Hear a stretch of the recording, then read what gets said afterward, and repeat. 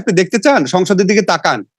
সংসদে নাহিদ, আক্তার, হাসনাতরা যখন কথা বলে সে কথাগুলো শুনেন। বাংলাদেশে কোনোদিন সংসদের দিকে মানুষ তাকাতো?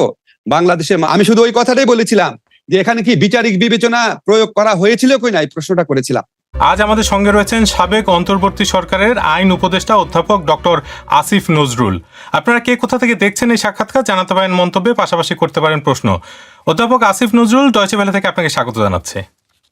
ধন্যবাদ আপনাকে, ধন্যবাদ। শুরুতেই আপনার কাছে জানতে চাইবো যে জুলাই গণ অভ্যুত্থানে 2 বছর হয়েছে, তো এই যে গণ অভ্যুত্থান তার সঙ্গে আপনি কিভাবে যুক্ত হয়েছিলেন? আমি প্রথমে গণ অভ্যুত্থানে যারা প্রাণ হারিয়েছেন, যাদের অঙ্গহানি হয়েছে, তাদের সবার প্রতি, তাদের পরিবারের প্রতি গভীর সমবেদনা জানাচ্ছি। আর জুলাই গণ অভ্যুত্থানে যদি আমি জড়িত না হই, এটাই তো সবচেয়ে অস্বাভাবিক ঘটনা। কারণ আপনার গত 15 বছর শেখ হাসিনার শাসনামলে প্রায় প্রতিটা আন্দোলনে আমি ইনভলভ ছিলাম। এমনকি আন্দোলন অর্গানাইজ করার ক্ষেত্রে কখনো কখনো ভূমিকা রেখেছি। কাজেই এখানে আমার অংশগ্রহণ না থাকাটা খুবই বিস্ময়কর। কারণ জুলাই গণ অভ্যুত্থান এত বড় একটা জনগণের, এত বড় ব্যাপক অংশের একটা ক্ষোভের বহিঃপ্রকাশ। সেই অংশের সাইজটা যখন ছোট ছিল তখনই তো তাদের সাথে ছিলাম। আপনাকে একটা ঘটনা আমি বলি, আমার অংশগ্রহণ তো মোটেও বিস্ময়কর না। আপনাকে একটা গল্প বলি, তাহলে আপনি বুঝতে পারবেন মানুষের অংশগ্রহণ কোন লেভেলে ছিল। আমি জুলাই গণ অভ্যুত্থান চলাকালে একবার এক জায়গায় আটকা পড়ে আমি ঢাকা বিশ্ববিদ্যালয়ের সাবেক উপাচার্য অধ্যাপক এস.এম.এ ফায়েজ, ওনার বাসায় গিয়েছিলাম। ওনার বাসায় যে মধ্যবয়স্ক মহিলা কাজ করে, উনি আমাকে দেখে দৌড়া আসছে। আসার পরে এই মধ্যবয়স্ক মহিলা, যাকে আমি আগে বহুবার দেখেছিলাম, মধ্যবয়স্ক আপনাকে ভুল বললাম, বয়স্ক মহিলা, উনি বলছে, বাবা আমিও আন্দোলনে যেতে চাই। এটা আমি আমার ফুলার রোডের পাড়ায় দেখেছি। যারা কোনোদিন কখনো কোনো আন্দোলনে যায়নি তারাও গিয়েছে। একটা দেশে একজন শাসক একটা দেশের ছাত্র জনতার বিরুদ্ধে যুদ্ধ ঘোষণা করেছে, মারণাস্ত্র দিয়ে তাদেরকে নির্বিচারে মেরে ফেলছে। এই অবস্থায় কোনো বিবেকবান মানুষ বসে থাকতে পারে নাই ভাই। কিন্তু আপনার আপনি তো লেখালেখি করেন এবং অনেক মানুষ সেগুলো অনুসরণ করে, তো সেখানে একটা জায়গায় আপনি এটাও লিখেছিলেন যে যখন আন্দোলন শুরু হয় তখন আপনারই অনেক সহকর্মী আপনাকে আসলে সহায়তা করেনি, যখন আপনি এই বিষয়ে জনসচেতনতা তৈরি করা, এই বিষয়ে সবাই মিলে বিবৃতি দেওয়ার উদ্যোগগুলো যখন নিয়েছেন। জি, ওটা তো প্রথম দিকে, ওটা তো শেখ হাসিনা গণহত্যা শুরু করার আগে যখন ছিল, শেখ হাসিনা আপনার শাপলা চত্বর করেছে, বিডিআর করেছে, এটা প্রত্যেকটা ঘটনাতেই বেশ কিছু মানুষ ক্ষুব্ধ ছিল। কিন্তু এরপরে জুলাই গণহত্যা যেটা, তো সবকিছু ছেড়ে গিয়েছে। আপনি বাংলাদেশে প্রতিটা ঘরে ঘরে ঢুকে রাত্রেবেলা ছাত্রদেরকে সার্চ করে বের করে নিয়ে আসছেন, নির্বিচারে গুলি করছেন।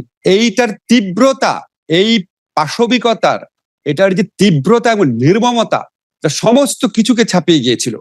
তো আগের আপনার যে অন্যায়গুলা, সেগুলিতেও যারা সাড়া দেয়নি, তারা পর্যন্ত এই এত বড় অন্যায় দেখে যে আমার সন্তানের বুকে গুলি লাগছে।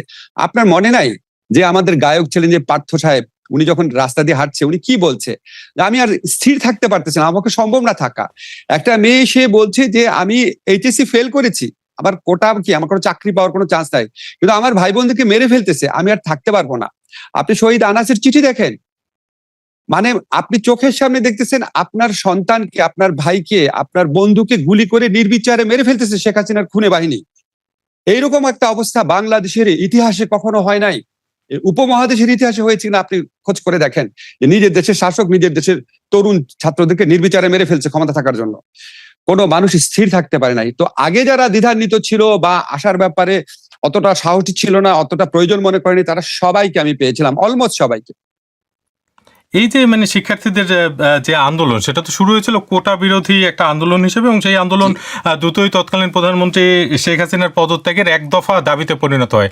তো ওই সময়ের প্রেক্ষাপটকে আপনি আমাদেরকে একটু বলতে পারেন যে এই কোটা বিরোধী আন্দোলনটা যে এক দফাতে পরিণত হলো, সেটার প্রেক্ষাপট এবং সেক্ষেত্রে আপনারা কিভাবে ভূমিকা রেখেছিলেন? প্রথম কথা হচ্ছে, যখন আপনার কোটাকে আদালতের মাধ্যমে কোটা ব্যবস্থা পুনর্বহাল করার চেষ্টা করা হলো, কোটা ব্যবস্থা ছিল একটা চরম বৈষম্যমূলক জিনিস। আমাদের সংবিধান অনুযায়ী মুক্তিযোদ্ধা কোটা থাকার কোন রকম স্কোপ নাই, এটা আমি অনেক লেখায় ব্যাখ্যা করে বলেছি। তারপরে মুক্তিযোদ্ধার নামে আসতেছিল ভুয়া মুক্তিযোদ্ধারা, হাজার হাজার ভুয়া মুক্তিযোদ্ধা, তাদের ছেলে, তাদের নাতি। এটা কোন মানুষ সহ্য করবে? এটা আপনি মধ্যবিত্ত নিম্নবিত্ত পরিবারের যে right two livelihood, right two dignity, right to life, সেগুলির উপর অ্যাটাক একটা। সবাই এটা যখন এই প্রতারণা করলো, আদালতের মাধ্যমে করার চেষ্টা করেছে, বিক্ষুব্ধ হয়েছিল। বিক্ষুব্ধ হওয়ার পর যখন নির্বিচারে গুলি বর্ষণ শুরু করলো, এই যে আবু সাইদ হত্যা, ওয়াসিম হত্যার পর থেকে 16 তারিখ থেকে যে শুরু করলো, এবং এর আগে ঢাকা বিশ্ববিদ্যালয়ে যেভাবে মেয়েদেরকে পিটালো, একদিকে এই নির্মমতা, আরেকদিকে প্রধানমন্ত্রী বসে বসে পুরা বাংলাদেশের মানুষকে, শুধুমাত্র উনি, উনার অনুসারী, উনার দল ছাড়া সবাইকে যেভাবে নির্বিচারে রাজাকার, দেশ বিরোধী ভাবে তুচ্ছ তাচ্ছিল্য করছিল, যেভাবে অপমান করছিল, মানুষ আর নিতে পারে নাই। এটা একটা 15 বছরের পুঞ্জীভূত ক্ষোভের একটা দাবানল ফুটে উঠেছে। মানুষ তো বহু কারণে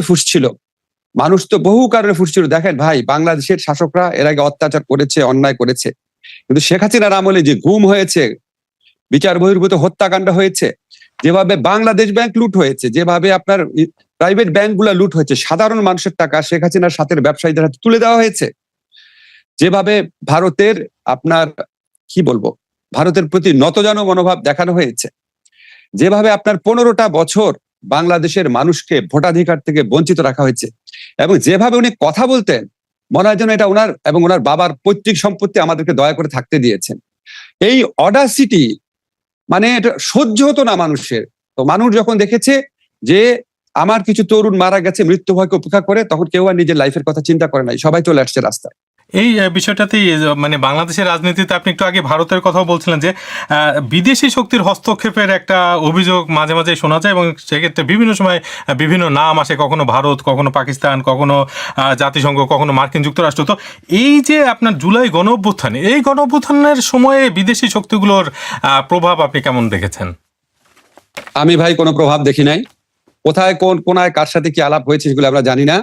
রাস্তায় ছিলাম, বিবৃতি দিয়েছি, লেখালেখি করেছি, আশেপাশে যারা মানুষ আছে তাদের কারোর সাথে কারো বিদেশি কানেকশন আছে বলে আমরা জানি না।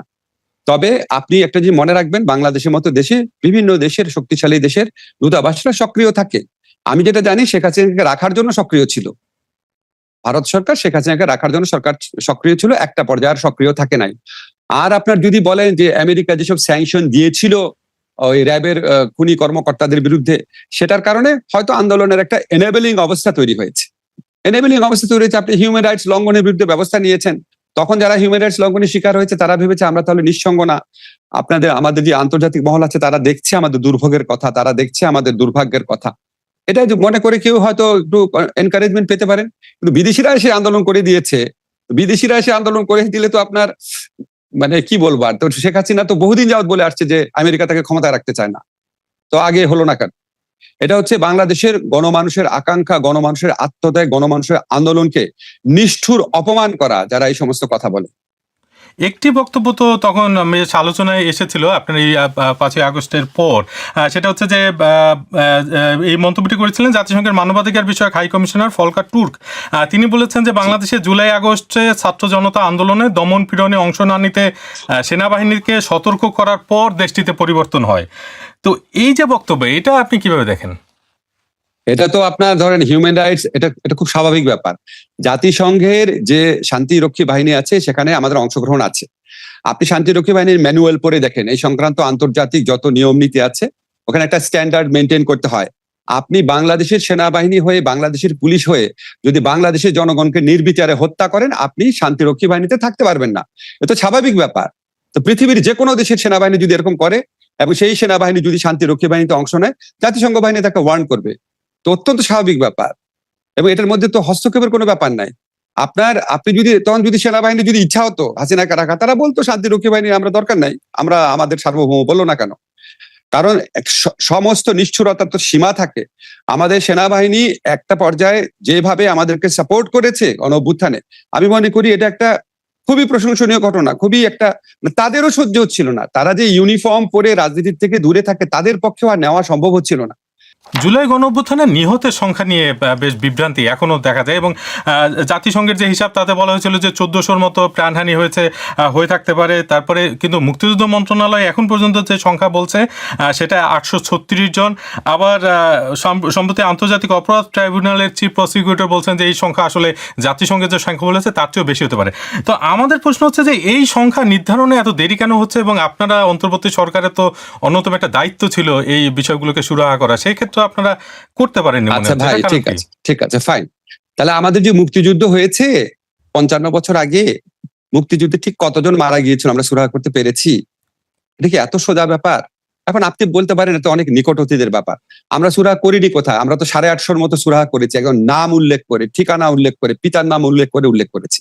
এখন জাতিসংঘ যেটা বলেছে, জাতিসংঘ বিভিন্ন সোর্স থেকে পাওয়া তথ্যে তাদের মনে হয় এটা 1400 পর্যন্ত হতে পারে। তারা তো 1400 লোকের নাম লিস্ট দিয়ে বলে না এই যে 1400 লোক, তারা বলেছে বিভিন্ন সোর্সের থেকে পাওয়া তথ্য অনুযায়ী তারা একটা নিরপেক্ষ তদন্ত করেছে, বলেছে 1400 মতো হতে পারে। আর আমরা সেখানে স্পেসিফাই করে 870 না 72 জনকে আইডেন্টিফাই করেছি। অনেককে আমরা করতে পারি নাই, আমরা অনেক অনেক অনেক কাজে ব্যস্ত ছিলাম, তারপর আমরা এখানে সর্বোচ্চ গুরুত্ব দিয়েছিলাম। কিন্তু কিছু ক্ষেত্রে আছে অনেক লাশ, আপনি জানেন অনেক গুম কমিশনের প্রতিবেদন সহ বিভিন্ন জায়গায় বেরোচ্ছে, অনেক লাশের পেট কেটে নদীতে ভাসিয়ে দেওয়া হয়েছিল। অনেক আনমার্ড গ্রেভ আছে যেখানে আমরা জানি না কোথায় কবর দিয়েছে। গুমের শিকার অনেক ব্যক্তি আছে যাদের এখনো কোনো খোঁজ নাই, সে যে মরে গেছে এটাও জানা যায় না। কাজে আমরা আপাত দৃষ্টিতে প্রায় 900 জনকে পেয়েছিলাম, এই কাজ অব্যাহত ছিল। আমরা ডিএনএ টেস্ট করেও কিছু কিছু ক্ষেত্রে আমাদেরকে সচেতন হতে হয়েছে, নিশ্চিত হতে হয়েছে। এখন আন্তর্জাতিক অপরাধ আদালতে যে চিফ প্রসিকিউটর বলেছে, আমি তার সাথে কোনো কন্ট্রাডিকশন দেখছি না। আমরা যেই তথ্য উদ্ঘাটনের কাজটা কন্টিনিউ করেছিলাম, সেটাটা যদি ওনারা পুনরায় শুরু করেন, রিজিউম করেন, তাহলে এই নাম্বারটা আরো বাড়বে, বেড়ে গিয়ে এটা 1400 হতে পারে, আরো বেশি হতে পারে। এখন আপনি 1400 নাকি 900, এটা একটা ব্যাপার। যদি 900 হয়, 900 মানুষকে একটা শাসক মারে কিভাবে? 900 মারলে সেটাও তো গণহত্যা, সেটাও তো মানবতা বিরোধী অপরাধ। কাজে সংখ্যা এত ইম্পর্টেন্ট হচ্ছে কেন? অপরাধটা অনেক বেশি ইম্পর্টেন্ট হওয়া উচিত। সংখ্যা 1400-এরও বেশি হতে পারে। আপনি অন্তর্বর্তী সরকারের যুব ও ক্রীড়া মন্ত্রণালয়ের দায়িত্ব পালন করেছিলেন কিছুদিন, এবং সে সময় নিরাপত্তাজনিত কারণে বাংলাদেশ ভারতে বিশ্বকাপ বর্জন করেছিল। কিন্তু বিএনপি সরকার আসার পরে দেখা যাচ্ছে সেই যে বর্জন, সেটা নিয়ে তদন্ত কমিটি গঠন করা হয়েছে। তো এই কমিটির সঙ্গে কি আপনার কখনো আলাপ হয়েছে? না, মোটেও আলাপ হয়নি। তদন্ত কমিটি গঠনের ইয়েটা পরে আমার একটু অবাকই লেগেছিল। আমার মনে হয় না ওরা খুব সিরিয়াসলি মিন করেছে। সিরিয়াসলি মিন করলে মোস্ট ওয়েলকাম। সব তো ডকুমেন্টেড আছে কেন আমরা করেছিলাম, আইসিসি রিপোর্ট সহ। তারা আমাদের বলেছিল 3টা কারণে নিরাপত্তা ঝুঁকি বাড়তে পারে, সবাই কিন্তু এই দিকটা এড়িয়ে গেছে পরে। একটা হচ্ছে মুস্তাফিজ যদি দলে অন্তর্ভুক্ত হয়, নিরাপত্তা ঝুঁকি বাড়তে পারে। আর হচ্ছে বাংলাদেশের সাপোর্টাররা যদি এদিক সেদিক ঘুরে বেড়ায়, নিরাপত্তা ঝুঁকি বাড়তে পারে। আর হচ্ছে বাংলাদেশের ইলেকশন সামনে, নিরাপত্তা ঝুঁকি বাড়তে পারে। তো আমি 3টা জিনিসকে কম্প্রোমাইজ করে আমি দল পাঠাবো? আমি মুস্তাফিজকে পাঠাবো না? বাংলাদেশের সমর্থকদের বলো তোমরা একটা জায়গায় চুপচাপ বসে থাকবা, আর ইলেকশন পিছাই দিব বিশ্বকাপের জন্য? এটা আইসিসির প্রথম যে ইন্ডিপেন্ডেন্ট রিপোর্ট ছিল, সেখানে বলা হয়েছে। এটা আশ্চর্য হয়ে যায়, আমি এখন প্রত্যেক ওই রিপোর্টটা এড়িয়ে যায়। পরে যখন আমরা বললাম যাবো না, তখন তারা আরেকটা রিপোর্ট করালো যেটাতে ওই কথাগুলো এড়িয়ে যাওয়া হয়েছে। আমরা এটা বাংলাদেশের নিরাপত্তা, বাংলাদেশের আত্মসম্মানবোধ, আমাদের ইলেকশন সমস্ত কিছু বিবেচনা করে আমরা এই সিদ্ধান্ত নিয়েছিলাম, এবং অবশ্যই খুবই কারেক্ট সিদ্ধান্ত নিয়েছিলাম। কিন্তু অধিনায়ক লিটন দাস তিনি কিন্তু বলছেন যে এই সিদ্ধান্তের পক্ষে তিনি ছিলেন না আসলে, এবং তিনি বলেছেন যে পাকিস্তানের আমি একটা কথা বলি, ভারত অনেক কিছু ওনারা বলতে পারেন। ওনারা আমার সন্তান সম, আমি ওনাদের কথা করবো না। তো ওইখানে আপনার বিসিবি কর্মকর্তারা ছিল, আমি সবার সাথে বসেছি। ওনারা আমাকে যেটা বলেছে সেটা হচ্ছে খেলতে তো খেলোয়াড়দের ইচ্ছা করে, তো আপনারা যেটা সিদ্ধান্ত দিবেন সেটাই মেনে নিব। এর বাইরে আমি কোনো কথা ওনাদের কারো মুখে শুনি নাই। এই বিষয়ে আরেকটা প্রশ্ন ক্রিকেটের সাথে সম্পৃক্ত, সেটা হচ্ছে ক্রিকেটার সাকিব আল হাসান, যিনি আওয়ামী লীগের একজন সংসদ সদস্য ছিলেন, এবং তার বিরুদ্ধে বেশ কয়েকটি মামলা রয়েছে, তার মধ্যে হত্যা মামলাও রয়েছে। যদিও তার আইনজীবীরা এইসব মামলা মানে জবাব দিচ্ছে বা এইসব মামলা সুরাহা করার চেষ্টা করছে। তো তাকে ক্রিকেটে ফেরানোর একটা চেষ্টা চলছে বিএনপি সরকার ক্ষমতায় আসার পর, সেটা নিয়ে আরো অনেক বেশি আলোচনা হচ্ছে, এবং মানে তারা মনে করছে যে আসলে তাকে ক্রিকেটে ফেরানো উচিত। এই বিষয়টি আপনি কিভাবে দেখছেন? আমি এটা নিয়ে সিরিয়াস কোনো কমেন্ট করতে চাই না। বর্তমানে একটা সরকার আছে, জনগণের ভোটে নির্বাচিত সরকার। ওনাদের কাছে যেটা বিবেচনা প্রসূত মনে হয় ওনারা করবেন। আমাদের সময় সাকিবের ফেরার ব্যাপারে দু একবার কথা হয়েছিল, সাকিব নিজেও আমার সাথে কয়েকবার যোগাযোগ করেছিল। আমি ক্রীড়ামন্ত্রীকে বলেছিলাম, তো আমাকে ক্রীড়ামন্ত্রী আসিফ মাহমুদ বলেছিল যে সাকিব নিজের ফিরে আসাটাকে অনেক কঠিন করে ফেলেছে। যে এই আপনার 5ই অগাস্টের পরও সে যেরকম স্ট্যাটাস দিয়েছে বা যেরকম কথা বলেছে, বা যেভাবে তার একটা মানে নিজে যে এই ফ্যাসিস্ট রেজিমের সাথে সমর্থক না, বা এটা হচ্ছে যে ভিন্ন, এটা এক্সপ্রেস করার জন্য যে এরকম একটা অবস্থা আনা দরকার ছিল, সেরকম নেয় নাই। এখন বিএনপি সরকার যদি মনে করে বা সাকিব যদি মনে করে যে সেরকম কিছু করা দরকার, তার এটা তাদের ব্যাপার।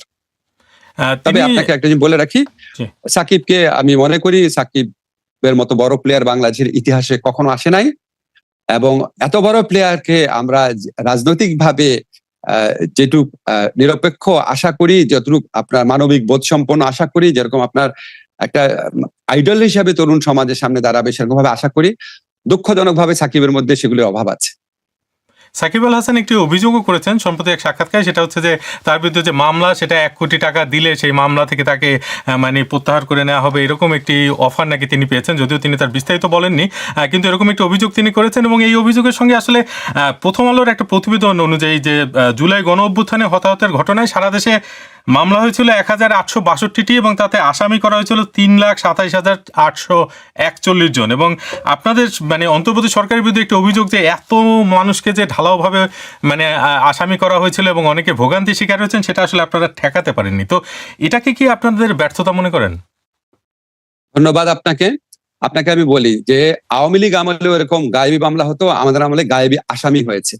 আপনি যে মামলাগুলোর কথা বললেন, যে আসামির কথা বললেন, এই আসামিগুলা একটা মামলাতে হয়তো 10টা মামলাতে একই আসামির নাম আছে। আসামির নাম্বার এতজন হওয়ার কথা না, মামলার নাম্বার ঠিক আছে। এখন এই মামলাগুলার একটাও সরকার দেয় নাই। আওয়ামী লীগ আমলের সাথে পার্থক্য হচ্ছে, আওয়ামী লীগ সরকার মামলা দিত, পুলিশ মামলা দিত, ছাত্রলীগ মামলা দিত, যুবলীগ মামলা দিত। আমাদের সরকারে কোনো সংগঠন ছিল না, আমাদের সরকারের পক্ষ থেকে একটা মামলাও করা হয় নাই। আপনি যে সময় হত্যা মামলার কথা বলছেন, এখন সরকারের ইন্ধনে বা সরকারের পরামর্শে বা সরকার দলের পক্ষ থেকে কেউ আমরা করি নাই। কারা মামলা করেছে? যারা 15 বছরে ভুক্তভোগী ছিল। এবং এই মামলাগুলোর বিষয়বস্তু একটাও গাইবি না, প্রত্যেকটাই হত্যা ঠিকই হয়েছে। সমস্যাটা কোন জায়গায়? যারা আসামি না তাদেরও আসামি করা হয়েছে, বহু লোককে আসামি করা হয়েছে। এখানে অনেক লোক আছে যাদের এখানে আসলে যুক্ত থাকার কথা না, তার সাথে আমি এগ্রি করছি। বাট এটা সরকার কি করবে? এখানে পুলিশের কাছে যখন প্রথম দিকে মামলা নিয়ে গেছে, একটা লোক তার সন্তান মারা গেছে, সে কোনো লয়ারের পরামর্শ শুনে হোক, সে প্রতিশোধ স্পৃহাতে হোক, সে যে কোনো কারণে হোক, সে হচ্ছে 176 জনের বিরুদ্ধে মামলা দিচ্ছে। তো পুলিশ যখন মামলাটা এফআইআরটা করবে, আমাদের দেশের আইনে কি এফআইআর করার আগে প্রাথমিক তদন্ত করে পুলিশের ইচ্ছা মতো এর নাম বাদ দিবে, ওর নাম রাখবে, এটা কোনো বিধান আছে? কোনো বিধান নাই। তাহলে আমাদের কি করার ছিল? যারা আমাদের এই সমালোচনা করে তাদেরকে বলতে হবে যে একটা মামলাতে 10 জন আসামি না করে যখন 100 জন আসামি করলো, তখন সরকারের এক্স্যাক্টলি কি করার ছিল এটা বলতে হবে তাদেরকে। বলেন যেটা করি নাই আমরা, সরকারের ব্যর্থতা ছিল, আমরা কি করব? ইভেন আমরা যখন পুলিশকে মাঝে মাঝে বললাম যে আপনারা একটু বোঝানোর চেষ্টা করেন যে আপনারা যে এতগুলো মামলা দিচ্ছেন, মামলা তো দুর্বল হয়ে যাবে। স্বরাষ্ট্র মন্ত্রণালয়ের পক্ষ থেকে যখন বলা হলো, তখন পুলিশ বলল, স্যার আমরা এটা বলতে আমাদেরকে মারতে আসে। বলে শেখ হাসিনার আমলে যখন 100-150 জনকে আসামি করছিস, তখন করছিস কিভাবে, এখন করবি না কেন? এখন এই যে এই ক্ষোভ নিয়ে একটা মানুষ আসছে, তাকে পুলিশ কি উত্তর দিবে? আপনার তখনকার রিয়ালিটি তো বুঝতে হবে। তখন কি একটা দেশে স্বাভাবিক অবস্থা বিরাজ করছিল? এখন যখন এই ধরনের জিনিস হয়েছে, পরে অনেক চিন্তা ভাবনা করে টরে আমি নিজে আমার আইন মন্ত্রণালয়ের অফিসারদেরকে নিয়ে, অ্যাটর্নি জেনারেল বর্তমান আইনমন্ত্রীকে নিয়ে একটা প্রভিশন বের করলাম যে আচ্ছা, পুলিশ চূড়ান্ত প্রতিবেদন দিলে বা পুলিশ আপনার এফআইআর জারি করলে একটা দীর্ঘ সময় লাগে, ওই দীর্ঘ সময় পর্যন্ত আপনি আসামি হয়ে থাকেন। তা আমরা এই প্রতিকার দেওয়ার জন্য একটা ব্যবস্থা করলাম যে পুলিশ চূড়ান্ত প্রতিবেদন দেওয়ার আগে বা এফআইআর পুলিশ আপনার আদালতে প্রতিবেদন দেওয়ার আগে একটা প্রাথমিক প্রতিবেদন দিতে পারে যে না, প্রাথমিক তদন্ত করে দেখলাম এই লোকগুলা মামলাতে জড়িত না। ওই প্রাথমিক তদন্তের ভিত্তিতেই পুলিশ তাদেরকে ছেড়ে দেওয়ার ব্যবস্থা করতে পারে। পুলিশ আদালতে লিখবে, আদালত ছেড়ে দিবে। এই যে বিধানটা, এটা বাংলাদেশে কোনোদিন ছিল না। 173-এর সম্ভবত ধারাটা, এই ধারাটা ইন্ট্রোডিউস করেছি যাতে আপনার এই ভুয়া আসামি বা গায়েবী আসামি থেকে এই প্রবণতাটা বন্ধ হয়, যাতে মানুষ মুক্তি পায়। আর সাকিবের ঘটনা যে বলেছেন, সাকিবের তো উচিত ছিল যে কে তার কাছে টাকা চাইছে সেটা অভিযোগ করা। সে সময় তো আপনার বিরুদ্ধে মানে মামলার আসামিদের জামিনের ক্ষেত্রে হস্তক্ষেপ করার একটি অভিযোগ উঠেছিল। তো এই বিষয়ে আপনার ব্যাখ্যা কি? জি, আপনাকে অনেক ধন্যবাদ, আপনি আমাকে প্রশ্নটা করেছেন। আমি মামলার জামিনের ব্যাপারে 2বার কথা বলেছিলাম। একবার হচ্ছে যখন আমি স্বরাষ্ট্র মন্ত্রণালয়ের কোর কমিটির মিটিং এ যেতাম, তো পুলিশ বলছে আমরা এত কষ্ট করে আসামিকে ধরি আর আপনি কোর্টে গেলে ছেড়ে দেয়। এই প্রেক্ষিতে একদিন আমি জুডিশিয়াল সার্ভিস কমিশনের প্রোগ্রামে বলেছি যে যারা মুক্ত হয়ে পুনরায় সেই অপরাধ করতে পারে, যারা সাক্ষীদেরকে ইন্টিমিডেট করতে পারে, যারা বিদেশে পালিয়ে যেতে পারে, তাদের জামিন দেওয়ার ব্যাপারে আপনারা সতর্ক থাকবেন। আমার এই প্রত্যেকটা কথা কেস লতে আছে, সিআরপিসির কেস লতে আছে। যে আসামি বের হয়ে এসে আবার ওই অপরাধ করতে পারে বা পালিয়ে যেতে পারে বা সাক্ষীদেরকে ভীত সন্ত্রস্ত করতে পারে, তাদের জামিন দেওয়া যাবে না। এটা আমাদের ফৌজদারি কার্যবিধির বহু কেস লতে আছে। আইনের বাইরে কোনো কথা বলি নাই, শুধু এটা বলেছি। এবং এটাও বলেছি যারা জামিন পাওয়ার যোগ্য তাদের অবশ্যই জামিন দিবেন। আমি সারা জীবন আমার এই কথা ডিফেন্ড করব। এটা বাংলাদেশের আইনে আছে, বাংলাদেশের জুরিসপ্রুডেন্স আছে, পৃথিবীর সমস্ত দেশের আইনে আছে। এর বাইরে আমি কোনো কথা বলি নাই। আরেকটা বলেছিলাম, বলি আপনাকে, উচ্চ আদালতের একটা বেঞ্চে 4 ঘন্টায় 800 মামলায়, 800 আসামি না কিন্তু, 4 ঘন্টায় 800 মামলায় জামিন দেওয়া হয়েছিল। আমি শুধু ওই কথাটাই বলেছিলাম যে এখানে কি বিচারিক বিবেচনা প্রয়োগ করা হয়েছিল কই না, এই প্রশ্নটা করেছিলাম। জামিন নিয়ে 74% অংশগ্রহণকারী বিরোধী দলকে সমর্থন করেন বলে জানিয়েছে। তো আপনি বিষয়টি কিভাবে দেখছেন? আমি তো আপনার জরিপে অবাক না, কারণ গণভোটের মধ্যে দিয়েও তো এই ফলাফল প্রতিষ্ঠিত হয়েছিল। দেখেন, আমার কাছে মনে হয় কি, ধরেন আজকে যেই ডিবেটটা, যে বিরোধী দল বলছে সংস্কার পরিষদ আর সরকার বলছে সংশোধন পরিষদ, আমি কিন্তু এই দুইটা নামের মধ্যে মেজর কোনো পার্থক্য দেখি না। কারণ যে কোনো সংশোধনী একটা সংস্কার, যে কোনো সংস্কারই একটা সংশোধনী। মূল জায়গাটা হচ্ছে ফরম্যাটটা কি হবে, সংস্কারটা করবে কে, সংবিধান সংস্কার পরিষদ করবে নাকি সংবিধান সংশোধন কমিটি করবে। তা আমি মনে করি যেহেতু গণভোটের রায়ের মাধ্যমে এসেছিল এই জিনিসটা সরকারের পক্ষ থেকে, আমি মনে করি আরো উদারভাবে দেখার সুযোগ ছিল, দেখা উচিত ছিল। সংবিধান সংস্কার পরিষদ গঠন করা হলে কোনো সমস্যা হতো না। যেটা সালাউদ্দিন ভাইরা বলার চেষ্টা করে, এটা সংবিধানে অলরেডি নাই, ঠিক আছে, ওনার পয়েন্ট ঠিক আছে, স্ট্রিক্টলি দেখলে ঠিক আছে। কিন্তু আমরা তো একটা বিশেষ পরিস্থিতির মাধ্যমে ক্ষমতা এসেছিলাম, আমাদের বহু কিছুই তো সংবিধানে ছিল না। সংবিধানে যদি নাও থাকবো তো সংবিধান সংস্কার পরিষদ গঠন করে পরে আপনার একটা সংবিধান সংশোধনীর মাধ্যমে সবকিছুই আপনার কারেক্ট করে ফেলা যেত। এর আগে আপনার বহুবার হয়েছে, যেমন আপনার জাস্টিস শাহাবুদ্দিন সাহেব যখন সুপ্রিম কোর্টের বাংলাদেশের প্রধান বিচারপতি থাকা অবস্থায় তত্ত্বাবধায়ক সরকার প্রধান হয়েছিলেন, এটা তো সংবিধানে ছিল না, আবার ওখানে ফেরত গেছেন। এটা আমরা সংবিধান কারেকশন করে করেছি। পরবর্তীকালে সংবিধান কারেকশন করে অ্যামেন্ডমেন্ট করে সংবিধান সংস্কার পরিষদের সমস্ত কিছু বৈধকরণ করা যেত। আমার কাছে এই ফরম্যাটের চেয়ে ইম্পর্টেন্ট হচ্ছে কন্টেন্ট। আলটিমেটলি সংবিধানে কি পরিবর্তন করা হচ্ছে। আলটিমেটলি যদি দেখা যায় যে জুলাই গণ অভ্যুত্থানকালে অন্তত যেসব বিষয়ে মতৈক্য ছিল সেগুলি সবকিছু করা হয়েছে, এবং যেগুলি বিষয়ে মতৈক্য ছিল না সেগুলি ব্যাপারেও বিবেচনা করার চেষ্টা করা হয়েছে, আমি মনে করবো এটাও একটা অগ্রগতি। হয়তো অনেকের প্রত্যাশিত মাত্রায় না, কিন্তু তারপরে সেটা একটা অগ্রগতি হবে। কিন্তু আপনারা যে এই যে 1.5 বছর সময় নিয়ে যেসব সংস্কারের জন্য এত উদ্যোগ নিলেন, নানা রকমের অধ্যাদেশ আপনারা করেছেন, আপনার ক্ষেত্রে যদি বলি যে বিচার বিভাগের স্বাধীনতা নিশ্চিত করার লক্ষ্যে অন্তর্বর্তী সরকারের আমলে সুপ্রিম কোর্টের বিচারক নিয়োগের বিধান এবং স্বতন্ত্র সচিবালয় প্রতিষ্ঠার জন্য জারি করা অধ্যাদেশ, সেগুলো বাতিল করে দিয়েছে জাতীয় সংসদ, এবং এইভাবে আরও অনেক রকমের সংস্কার এখন ঝুলে যাচ্ছে। গণভোট যে রায়, সেই বাস্তবায়ন হচ্ছে না। তো আপনার কাছে কি মনে হচ্ছে না যে আপনি যে 15 বছরের কথা বারবার বলছেন, আপনি আবারও সেই 15 বছরের যে সিস্টেম ছিল সেই সিস্টেমে ক্রমশ ফিরে যাচ্ছে? যদিও একটি সরকার ক্ষমতায় এসেছে বিপুল জনসমর্থন নিয়ে এবং তাদের 200-র বেশি আসন রয়েছে, এবং তারা আসলে এই যে জুলাই গণঅভ্যুত্থান, তার থেকে রাজনৈতিকভাবে যদি চিন্তা করা হয় সবচেয়ে বড় মানে সুবিধা যাদের হয়েছে সেটা হচ্ছে বিএনপি। তো তারা এরকম কেন করছে, আপনার কাছে কি মনে হয়? তারা এটা কেমন করছে ওদের জিজ্ঞেস করেন, তবে বাংলাদেশ আগের জায়গায় ফিরে যাচ্ছে না। আপনি দেখেন তো বাংলাদেশে কি এখন গুম হয়, ডিজিটাল সিকিউরিটি অ্যাক্টে যে কোনো লোক গ্রেফতার হয়? বাংলাদেশে কি বাক স্বাধীনতা রুদ্ধ রয়েছে? বাংলাদেশে কি ভোটাধিকার ফেরত এসেছে? বাংলাদেশে কি ব্যাংক লুট হচ্ছে? বাংলাদেশে কি মেগা প্রজেক্টের মাধ্যমে মিলিয়ন মিলিয়ন ডলার ট্রান্সফার হচ্ছে? বাংলাদেশে কি আমরা কোনো রাষ্ট্রের স্বামী স্ত্রী সম্পর্ক এই ধরনের কথা বলছি? আমার দেশের নদীর মধ্যে দিয়ে অন্য রাষ্ট্রের জন্য রাস্তা বানাই দিচ্ছি? কিন্তু আপনি যদি আইনি কাঠামোর দিকে যান, যেমন গুম এবং মানবাধিকার কমিশন, এই যে দুটো বিভিন্ন অধ্যাদেশ, এর দুটো তো বাতিল। যাচ্ছি আমরা যে আইনগত সংস্কার করেছি, আমার মন্ত্রণালয়ে হাত দিয়েই তো অধিকাংশ আইন হয়েছে।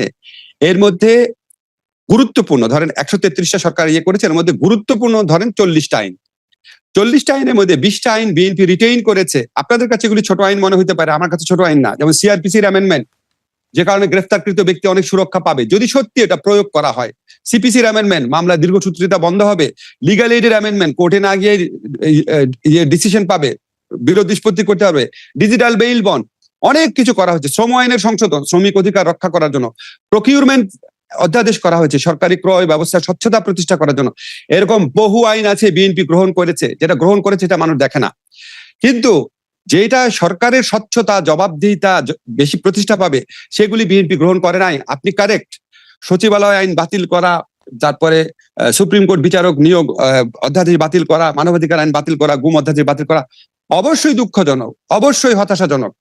আমি যখন ওনাদের সাথে কথা বলেছি, আমার দুঃখবোধ থেকে আমি যে অ্যাসিউরেন্সটা পেয়েছি যে মানবাধিকার আইন এবং গুম আইন কিছু কিছু পরিবর্তন করে তারা গ্রহণ করবেন।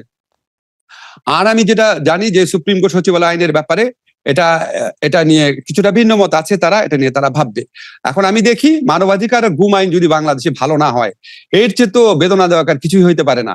এইটা আমরা এই গুমের আন্দোলন থেকে আপনার এই শেখ হাসিনার বিরোধী আন্দোলনের যে সূচনা হয়েছে, তার একটা ছিল মায়ের ডাকের সংগ্রাম, গুমের পরিবারদের কান্না।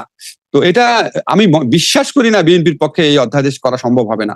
হ্যাঁ, তারা আমাদের আইনের চেয়ে একটু ডাইলুট করতে পারে। আমি আপনাকে বুঝায় বলি, ধরেন আওয়ামী আমলে যে মানবাধিকার আইনটা, ধরেন সেটার যদি মান থাকে ধরেন 1, ধরেন আমরা এটাকে বাড়িয়ে করেছিলাম 5, এখন বিএনপি অধ্যাদেশ করে 5 থেকে নেমে 3-এ আসবে, কিন্তু বিএনপি 1-এ ফিরে যাবে না। এটা হচ্ছে আমার কনফিডেন্স। এখন আপনি বলতে পারেন, আপনি শোপেনহাওয়ারের মতো দেখতে পারেন যে 1-এর থেকে মানটা 3-এ নিয়ে গেছে, তাহলে 2 বেড়েছে, এইভাবে দেখতে পারেন। আবার আমাদের আমলে করা 5-এর থেকে নেমে 3 হয়েছে, 2 কমেছে, এটাও দেখতে পারেন। কিন্তু দুইটাই তো সত্যি। 1-এর থেকে যদি 3 হয়, আমি মনে করি সেটাও অগ্রগতি, কিন্তু যথেষ্ট মাত্রায় না। যে যথেষ্ট মাত্রায় অগ্রগতির জন্য আমাদের যে বেঞ্চমার্ক, সেই বেঞ্চমার্ক গুলা আমরা অন্তর্বর্তীকালীন সরকারের অধ্যাদেশে তৈরি করে দিয়ে গেছি। আমাদের একটা দলিল থাকলো, এটার ভিত্তিতে আমরা ভবিষ্যতেও আমাদের আন্দোলন সংগ্রাম করতে পারবো, যে না আরো ইমপ্রুভ করতে হবে। এটাও একটা অ্যাচিভমেন্ট আমি মনে করি। আরেকটি বিষয় আপনার কাছে জানতে চাইবো, তার আগে আমাদের দর্শকদের একটি প্রশ্ন নেই। তার নাম নিতু আক্তার, তিনি ঢাকা বিশ্ববিদ্যালয়ের একজন শিক্ষার্থী। স্যার, জুলাই গণঅভ্যুত্থানের পরে আমরা আসলে আপনাকে রাষ্ট্রের খুব গুরুত্বপূর্ণ জায়গায় বসিয়েছিলাম, তো সেই জায়গায় থেকে আপনার উচিত ছিল রাষ্ট্রের গুণগত পরিবর্তন করা। আপনার কাছে কি মনে হয় যে আপনি কি সেই গুণগত পরিবর্তন কতটুকু করতে পেরেছেন? লিটু, আপনাকে অনেক ধন্যবাদ। গুণগত পরিবর্তন ভাই কিভাবে করব? যতগুলা আইনের জন্য আপনারা সংগ্রাম করছেন এখন, মানবাধিকার আইন রাখার জন্য, গুম আইন রাখার জন্য, সচিবালয় আইন রাখার জন্য, সুপ্রিম কোর্টে বিচারক নিয়োগ আইন রাখার জন্য, সব তো আমার মন্ত্রণালয় করেছে। তো গুণগত পরিবর্তনই তো করেছি। আপনারা যে আমাকে যদি মিসআন্ডারস্ট্যান্ড করেন, এইগুলিই তো গুণগত পরিবর্তন। তো আমি তো আইন করে দিয়ে গেছি। আমি সুপ্রিম কোর্ট সচিবালয় প্রতিষ্ঠা করে দিয়ে গেছি। আমি যে আইন করেছিলাম সুপ্রিম কোর্টে বিচারক নিয়োগ আইন, সেই আইন অবলম্বনে বিচারক নিয়োগ করে দেওয়া হয়েছে 43 জন। আমরা মানবাধিকার কমিশন প্রতিষ্ঠা করে দিয়ে গেছি। ভাই আর কি করব? কিন্তু সেই পরিবর্তনগুলো তো টেকসই হয়নি। মানে আমি কি করব? একটা minute Arafat, wait a minute. আমাদের সরকার অনেকগুলা জিনিস করে গেল। সরি, অনেকবার আমি বলেছি, আমার বলা উচিত ছিল আমরা অনেকগুলা জিনিস করে দিয়ে গেছি। করে দিয়ে যাওয়ার পর যদি পরবর্তী সরকার না করে, আমি কি আমার সরকার আমলে এমন একটা সিস্টেম করতে পারি যে পরবর্তীকালে যে কোনো সরকার ইহা করিতে বাধ্য থাকিবে? এটা কি হয়?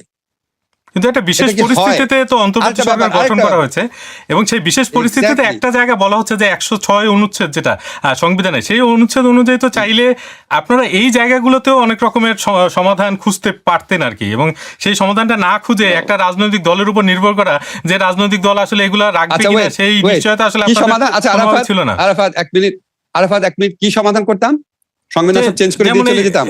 এই গণভোট যদি আগে করা হতো, যেটা কিছু রাজনৈতিক দল প্রস্তাব করেছিল যে গণভোট আগে করা, সংবিধান সংস্কার পরিষদ, সেটা আগে করে তারপরে এই পরিবর্তনগুলো করা যেত কিনা? হ্যাঁ, তো করলাম। করার পর আবার বিএনপি ক্ষমতায় জিতে আছে, সবগুলো ইয়ে করে দিত, বাদ দিয়ে দিত। আপনি কি করতেন? আমরা তো আইনও করেছি, আমরা তো মানবাধিকার আইন করেছি, গুম আইন করেছি, সবই করেছি, বাদ দিয়ে দিয়েছি। ইলেক্টেড একটা গভর্নমেন্ট 2/3 মেজরিটি নিয়ে এসে যদি বলে ওরা যেগুলি করেছে এগুলি সব বাদ, আপনি কি করতে পারেন? আমি কি করতে পারি? আপনি আমার অন্তর্বর্তীকালীন সরকার কি করতে পারে? সেক্ষেত্রে এই প্রশ্নটা তো আসে যে তাহলে জুলাই গণঅভ্যুত্থান যেটা হয়েছে, যেখানে এই তো শত শত তরুণের প্রাণ গেল, আপনারা সবকিছু ঝুঁকি নিয়ে তারপরে এই আন্দোলনে অংশ নিলেন, তাহলে এই আন্দোলন থেকে আসলে অর্জনটা কি হচ্ছে আপনার? সবই যদি অনেক দাঁড়ান, এই আন্দোলন থেকে কি অর্জন হয়েছে আপনি দেখতে চান? সংসদের দিকে তাকান। সংসদে নাহিদ আক্তার, হাসনাতরা যখন কথা বলে, সে কথাগুলো শুনেন। বাংলাদেশে কোনোদিন সংসদের দিকে মানুষ তাকাতো? বাংলাদেশের মানুষ ভোটাধিকার ফেরত পেয়েছে, বাংলাদেশে গুমের অবসান হয়েছে, বাংলাদেশে বাক স্বাধীনতা বহু গুণে বৃদ্ধি পেয়েছে, বাংলাদেশের সুযোগের সমতা বৃদ্ধি পেয়েছে, সব কোটা ফোটাগুলি চিরতরে বিলুপ্ত হয়েছে। বাংলাদেশে কোনো শাসককে জনগণের প্রতি তুচ্ছ তাচ্ছিল্য করার যে সংস্কৃতি, সেটা শেষ হয়েছে। কিন্তু গণভোট যেটা করা হয়েছে, এবং সেই গণভোটে তো 70% মতো মানুষ সংস্কারের পক্ষে মানে রায় দিয়েছে, এবং সেই সংস্কারগুলো কি ছিল সেটা সুনির্দিষ্টভাবে আপনারা করে দিয়ে গেছিলেন। তো এরকম একটা গণভোট না মানলে একটা রাজনৈতিক দল, সেক্ষেত্রে আসলে কি হতে পারে? সেটা তো কি হতে পারে, আপনি অনেক কিছু বলতে পারেন। ধরেন একটা প্রথম কথা হচ্ছে আমরা আগে দেখি কতটুকু মানে না। প্রথম কথা হচ্ছে এটা দেখি, তারা তো বলছে তারা তাদের মতো করছে। সেকেন্ড কথা হচ্ছে যেটুকু মানে না সেটার জন্য জনগণের আন্দোলন সংগ্রাম চলবে। আর হচ্ছে যেটুকু মেনেছে সেটুকু আমাদের অগ্রগতি হিসাবে ধরে নিতে হবে। এটা তো সে সরকার তখন শাসনতান্ত্রিক সংস্কারের প্রসঙ্গে বলছে। আর অধ্যাদেশ দিয়ে যে সংস্কারগুলো হয়েছে আমি তো আপনাকে বললাম অ্যাটলিস্ট 50% এই সরকার রিটেইন করেছে, সেটা অবশ্যই অর্জন। এখন আপনি যদি আমি বারবার তো এটা বলি আপনাকে, আমরা যখন আপনাদের মতো সরকারে যাইনি, মনে হলো এটা করে না কেন, এটা করে না কেন, এটা করে না কেন, সেই পার্সপেক্টিভ মনে রেখে বলছি আমরা কি করি নাই সেটা বলেন। আপনি যদি কাজের কোয়ান্টিটি বলেন, 16 ঘন্টা 18 ঘন্টা কাজ করেছি। কাজের কোয়ালিটি বলেন, আমি আপনাকে এই প্রকাশ্যে বললাম, আপনারা একটা জায়গায় উদাহরণ দেখান একটা সরকার ক্ষমতা আসার 16 মাসের মধ্যে এতগুলো আইনগত অ্যামেন্ডমেন্ট করেছে, এতগুলা প্রাতিষ্ঠানিক অ্যামেন্ডমেন্ট করেছে, এতগুলা ডিজিটালাইজেশনের কাজ করেছে। আপনি কম্পেয়ার করে দেখান কোথাও। আপনি বলেন না যে আমাদের আমলে যে ঈদের সময়ে যাত্রীরা যে যেত, রুটিন কাজের উদাহরণ দেখেন। ঈদের সময় যে যাত্রীরা বাধিতে যেত, বাংলাদেশের নিকট ইতিহাসে কোন সময় এত নির্বিঘ্নে গিয়েছে? আমাদের সময় যে হজ ব্যবস্থাপনা, বাংলাদেশের কোন সময় হজ ব্যবস্থাপনা এত ভালো ছিল? আমাদের সময় যে চিটাগাঙ্গে জলবদ্ধতা দেখছেন, আমাদের সময় তো জলবদ্ধতাও হয়েছে দেখিনি আমরা তো রুটিন ফাংশনেও ভালো করেছি। এখন আমরা মিডিয়াতে আমাদের তো দল নাই, আমাদের সুবিধাভোগী শ্রেণী আমরা তৈরি করে দিয়ে যাই নাই। এখন যারা সমালোচনা করা তারা গণহারে করে দিয়ে যাচ্ছে। কিন্তু এই জায়গাতে একটা প্রশ্ন আসে না যে ধরেন এত ভালো যখন চলছিল দেশ, আপনারা এত ভালো চালাচ্ছিলেন, তো এত তাড়াহুড়া কেন ছিল যে একটা নির্বাচন দিয়ে দিতে হবে? আপনাদের তো আসলে কোনো নির্দিষ্ট মেয়াদ ছিল না যে আপনাদের 1.5 বছরের মধ্যেই শেষ করতে হবে, 6 মাসের মধ্যে শেষ করতে হবে, বা 5 বছরের মধ্যেও যদি আপনারা শেষ না করতেন বা করতেন, সেক্ষেত্রে তো কোনো তাড়াহুড়া ছিল না। তা আপনারা এত তাড়াহুড়া কেন করেছেন? আমরা তাড়াহুড়া করি নাই। আমরা ধরেন একটা বড় রাজনৈতিক দল, বাংলাদেশের ওই সময়ে সবচেয়ে বড় রাজনৈতিক দল বিএনপি, সবচেয়ে বড় একটা রাজনৈতিক দল ইলেকশন চাচ্ছে। অন্য দলগুলাও ইলেকশন চাই না। কেউ বলেছে আপনাকে? আপনি বলেন তো একটা দল বলেছে না ইলেকশন চাই না? বলেছে ইলেকশন পরে হোক, 6 মাস পরে হোক। কেউ বলেছে জুলাই হোক, কেউ বলেছে ফেব্রুয়ারিতে হোক। তো জামাত এনসিপি বলেছে জুলাইয়ে হোক, জুলাই বা এপ্রিলে হোক। আর বিএনপি বলেছে ফেব্রুয়ারিতে, বিএনপি বলেছে ডিসেম্বরে হোক। এটার মাঝামাঝি একটা সময় আমরা বেছে নিয়েছি। কেন আমরা সময়টা বেছে নিয়েছিলাম? বেছে নিয়েছি কারণ আমাদের আইনগত সংস্কার যেটুকু করা ছিল মোটামুটি করা হয়ে গেছে। আমাদের বিচারিক আদালতে অন্তত একটা দুইটা বিচার যে আমরা বিচার করে গেলাম, সেই বিচারটা হয়ে গেছে। আমাদের নির্বাচনে প্রিপারেশন হয়ে গেছে। তারপর আমরা চিন্তা করলাম আমরা যদি এপ্রিলে ইলেকশন করি, তারপর পরই হবে তারপর পরে হবে বাজেট প্রণয়ন। একটা সরকার সময় পাবে না। আমি এপ্রিলে ইলেকশন করলাম, সরকার ক্ষমতা আস্তে আস্তে মে মাস চলে গেল। এরকম আপনার রমজান, অনেক কিছু চিন্তা করা হয়েছিল, রোজার মাসের ব্যাপারটা অনেক কিছু চিন্তা করে কনভিনিয়েন্ট সময় বেছে নেওয়া হয়েছিল। আমাদের যা যা কাজ ছিল, কাজের তো কোনো শেষ নাই। আমরা মোটামুটি যেগুলি অ্যাচিভেবল ভেবেছিলাম সেগুলি আমরা মোটামুটি ভেবেছিলাম আমরা অ্যাচিভ করতে পেরেছি। এবং আমরা সবাই মিলে বসে রাজনৈতিক দলগুলোর প্রধান 3টা রাজনৈতিক শক্তি যা চেয়েছে তার মাঝামাঝি একটা পথ বেছে নেওয়া হয়েছে। বিএনপি চেয়েছে ডিসেম্বর, অন্য দলগুলো চেয়েছে এপ্রিল অথবা জুলাই।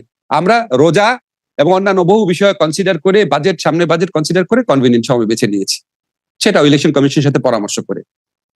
কিন্তু এক্ষেত্রে আপনারা এই সাহসিকতাটা কি দেখাতে পারতেন না যে আমাদের তো যেহেতু দেশ ভালো চলছে, আরো কিছুদিন ভালো চলুক, পরিবর্তন হোক, তারপরে আমরা তখন এই যে আপনি এবং অন্যান্যরা বলতেন যে এরা অনির্বাচিত ক্ষমতার মধুপায়ে বসছে, বুঝছেন? আমাদের বিরুদ্ধে গণ আন্দোলন গড়ে উঠতো, বুঝছেন? আর আমাদেরকে পেয়ে, আমাদের তো সংগঠন ছিল না, আমাদেরকে যে যন্ত্রণা দিয়েছে বিভিন্ন দাবি আদায়ের গোষ্ঠী, 2000 2500 আন্দোলন হয়েছে, রাতের ঘুম হারাম হয়ে যেত আমাদের। কথায় কথা যমুনা চলো, কোথায় এখন ওনারা? আরেকটা বিষয় জানতে চাচ্ছি, সেটা হচ্ছে যে শেখ হাসিনার ফেরা নিয়ে বেশ আলোচনা হচ্ছে যে তিনি ডিসেম্বরের মধ্যে ফিরবেন, এরকম একটি বক্তব্য রয়েছে। তো এই বিষয়টি আপনি কিভাবে দেখছেন? আমার কাছে মনে হচ্ছে বিষয়টা এত মহিমাময় করে দেখানো হচ্ছে, একজন দণ্ডিত আসামি আত্মসমর্পণ করতে আসবেন। আমি সেটাকে এভাবে দেখছি। উনি মৃত্যুদণ্ডে দণ্ডিত একজন আসামি, অসংখ্য মানুষের রক্ত ওনার হাতে লেগে আছে। মৃত্যুদণ্ড প্রাপ্ত একজন আসামি, উনি আইনের কাছে আত্মসমর্পণ করতে আসবেন। বিষয়টা হচ্ছে এটা, আসবেন, আইন অনুযায়ী ওনাকে ট্রিট করা হবে। এবং উনি এটা সত্যি কি আসার সাহস ওনার আছে নাকি দেশের মধ্যে অস্থিরতা তৈরি করার জন্য, নিজের দলের মানুষকে উজ্জীবিত করার জন্য, বা উনার দলের ভিতরে যেন কোনো সংস্কারপন্থীরা আপনার মাথাচাড়া না দেওয়া ওঠে সেটা বন্ধ করার জন্য করছেন কিনা আমার সন্দেহ আছে। তো আমার ওনার কাছে একটাই প্রশ্ন যে শেখ হাসিনা, আপনি তো এটা শুনবেন কোনো না কোনো ভাবে, আপনি তো জানতেন যে এরকম একটা বিপজ্জনক পরিস্থিতি হচ্ছে, আপনি আপনার সমস্ত পরিবারকে, বিগার ফ্যামিলিকে অগাস্টের প্রথম দিকে দেশের বাইরে পাঠিয়ে দিয়েছেন, আপনি নিশ্চিত ভাবে জানতেন। এবং আপনি যে ভারতে আসবেন এটাও ভারতকে অবহিত করা হয়েছিল, আপনি জানেন এগুলি সত্যি কথা। তা আপনি যে আওয়ামী লীগের অসংখ্য নেতাকর্মীকে, সাধারণ নেতাকর্মীকে এইভাবে বিপদে ফেলে আপনি চলে গেলেন, আপনি কি তাদেরকে ওয়ার্ন করেছিলেন? আপনি কি তাদের ওয়ার্ন করেছিলেন? আপনি কি তাদেরকে নিয়ে চিন্তা করেন? নাকি আপনি শুধু আপনার পরিবার এবং আপনার সবচেয়ে কাছের যে গোষ্ঠী আছে শুধু তাদের কথাই চিন্তা করেন? দেশের চিন্তা করা তো দূরের কথা। আপনার কাছে তো সুযোগ ছিল, এত বড় একটা দল আপনার পক্ষে ছিল, আপনি অনেক ভালো ভালো কিছু করতে পারতেন। তা আপনি যদি আত্মসমর্পণ করতে আসেন। আমাদের সরকারের পক্ষ থেকে, আমি বিএনপি সরকারের পক্ষ থেকে দেখলাম ওনারা বলছে আপনার প্রতি ইনসাফ করা হবে, ন্যায় বিচার হবে। আমরাও আপনার প্রতি ন্যায় বিচার করার চেষ্টা করেছি। আমরা নিশ্চিত সাক্ষ্য প্রমাণের ভিত্তিতে যেটা জাতিসংঘের রিপোর্টের মধ্যেও যেটা উল্লেখ আছে, নিশ্চিত সাক্ষ্য প্রমাণের ভিত্তিতে বিচার হয়েছে। বারবার আমাদের একটা ছিল, সঠিক বিচার করতে হবে, সর্বোচ্চ আন্তরিকতা দিয়ে সঠিক বিচার করতে হবে। সঠিক বিচারে আপনার সাজা হয়েছে, আপনি সাজা ভোগ করতে চাইলে বা এই সাজাকে যদি আইনগতভাবে মোকাবেলা করার সুযোগ করতে চান, ইউ আর মোস্ট ওয়েলকাম। কিন্তু তিনি তো এই Very welcome. আদালতের ব্যাপারে তার আপত্তির কথা জানিয়েছেন এবং তার যে আস্থা নেই সেটা তো পরিষ্কারভাবে তিনি জানিয়েছেন। আমি তো মনে করি উনি দেশে ফিরে আসছে, আদালত প্রতি আস্থা না থাকলে ফিরে আসার কথা না। আস্থা না থাকলে কেউ কি নিজে মৃত্যুদণ্ড পেতে আসে নাকি? নিশ্চয়ই ওনার আস্থা আছে দেখে উনি আসার কথা চিন্তা করছেন। আরেকটি বিষয় সেটা হচ্ছে আপনাদের সময়ে হয়েছিল যে আওয়ামী লীগের রাজনৈতিক কার্যক্রম নিষিদ্ধ করা হয়েছিল, যে ঘোষণা আপনি নিজেই দিয়েছিলেন আইন উপদেষ্টা হিসেবে, এবং বিএনপি সরকারও দেখা যাচ্ছে যে সেই নিষেধাজ্ঞা বহাল রেখেছে। কিন্তু কোনো বিশ্লেষক এটা বলার চেষ্টা করেন যে আসলে একটা রাজনৈতিক দলকে এভাবে নিষিদ্ধ রেখে সমস্যার সমাধান হবে না। আপনি বিষয়টা কিভাবে দেখেন? দেখেন, পৃথিবীতে বিভিন্ন সভ্য দেশে, আপনি ইউরোপে আছেন, ইউরোপে বহু দেশে বহু সংগঠন, বহু দল, তাদের কার্যক্রম নিষিদ্ধ হয়, তাদের রেজিস্ট্রেশন নিষিদ্ধ হয়। আমরা তো আওয়ামী লীগকে নিষিদ্ধ করতে চাই নাই। আমরা কি 5ই অগাস্টের পরে, আমরা কি 8ই অগাস্টের পরে করেছিলাম? যখন আপনার আওয়ামী লীগ নেত্রী ভারতের মাটির থেকে বসে বারবার আমাদেরকে, আন্দোলনকারীদেরকে, যারা জুলাই গণ অভ্যুত্থানকারী আছে তাদেরকে থ্রেট করছিল, তাদেরকে মেরে ফেলা হবে, তাদের বাড়িতে আগুন দেওয়া হবে, তাদেরকে প্রতিশোধ নেওয়া হবে, এরকম উস্কানিমূলক বক্তব্য একের পর এক দিচ্ছিল। এবং যখন আওয়ামী লীগের নেতা কর্মীরা বিভিন্ন জায়গায় ঝটিকা মিছিল করছিল, ঝটিকা কর্মসূচি করছিল, তখন এই গোটা পরিস্থিতি দেশের জন্য প্রচন্ড একটা অস্থিতিশীল পরিবেশ তৈরি করতে পারে বলে আমরা মনে করছিলাম। এবং উনি যে সমস্ত কথাবার্তা বলছিলেন তাতে আওয়ামী লীগের সাধারণ নেতা কর্মীদের জীবনও বা নিরাপত্তাও বিঘ্নিত হতে পারতো বলে আমরা আশঙ্কা করেছিলাম। কারণ উনি তো একটা কথা বলে খালাস হয়ে গেল, কিন্তু এখানে যে ছেলেটা নামতেছে, এই যে উনার দুঃশাসনের ক্রোধের যে বহিঃপ্রকাশ, তো শেখ হাসিনাকে তারা পাচ্ছে না, হয়তো ওই ছেলেটার গায়ে হাত তুলবে, হয়তো ওই ছেলেটার বিরুদ্ধে মামলা দিবে, দেশের মধ্যে একটা অরাজক পরিস্থিতি সৃষ্টি হবে। এই সমস্ত কিছু বিবেচনা করে আমরা সাময়িকভাবে তাদের কার্যক্রম নিষিদ্ধ করেছিলাম। এবং আমাদের এই ডিসিশনটা যে কারেক্ট ছিল, এটা তো বিএনপি সিদ্ধান্ত, যে আমাদের সিদ্ধান্ত কন্টিনিউ করছে, এটার মধ্যে দিয়ে তো প্রমাণিত হচ্ছে। আপনি আমাদের বলেন তো, আজ পর্যন্ত তো আমরা যখন সরকারে ছিলাম কোনোদিন এই যে দূতাবাস আছে, বিভিন্ন আন্তর্জাতিক প্রতিষ্ঠান আছে, মানবাধিকার প্রতিষ্ঠান আছে, এখানকার দূতাবাস গুলো আছে, তাদের সাথে আমাদের কত বৈঠক হয়েছে। আমাদের তো কেউ বলে নাই যে আসলে আওয়ামী লীগের যে রাজনৈতিক কার্যক্রম নিষিদ্ধ করা হয়েছে এটা ঠিক না।